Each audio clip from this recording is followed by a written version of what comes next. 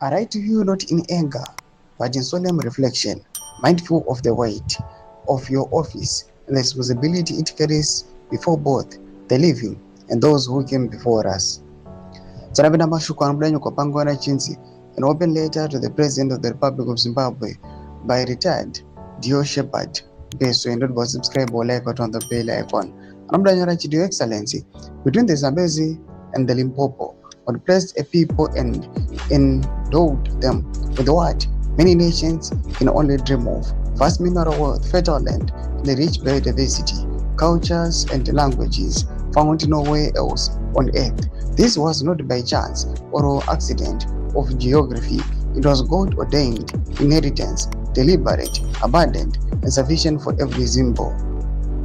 Those who came before us, our ancestors, may not have possessed the tools or knowledge to fully exploit the resources beneath their feet. They may not have understood the full commercial value of what lay beneath their soil. Yet, they understood something fundamental: that the land belonged to its people and that it must be protected and passed on to future generations.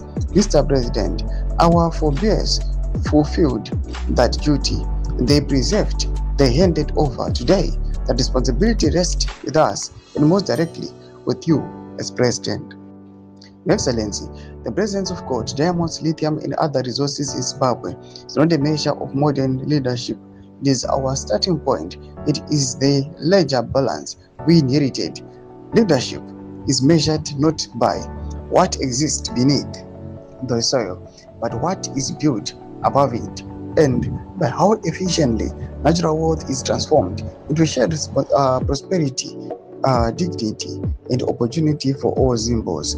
Where this transformation of levels does not occur, one question naturally arises: Mr. President, are we stewarding this inheritance or merely consuming it, and recklessly so? This is not simply an economic concern, it is a moral one, Mr. President. To lead Zimbabwe is to hold a sacred trust, to safeguard resources that are not personal, to exercise power that is not private, and to always act in the interest of both present and future generations. Mr. President, the instruments of the state, its land, its institutions, security apparatus exist to protect and uplift the people, not to distance them from the benefits of their own inheritance.